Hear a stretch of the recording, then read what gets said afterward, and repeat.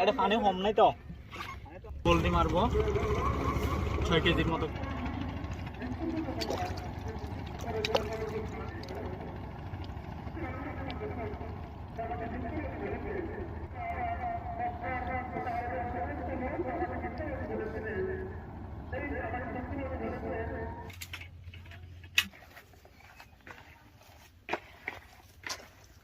এদিকে বড়শি ফিটিং করতেছে পুলক। আমাদের ফোম রেডি, সব ফিটিং করা হয়ে গেছে। বাদ খেয়ে বড়শি মারতে বের হবে। এখন সময় 3টা। ভিউয়ার্স, আমরা পয়েন্টে আসলাম, প্রথম টোপ ফেলতেছি। আমাদের জন্য আশীর্বাদ করবেন, আমরা আপনাদের আপডেট জানাবো।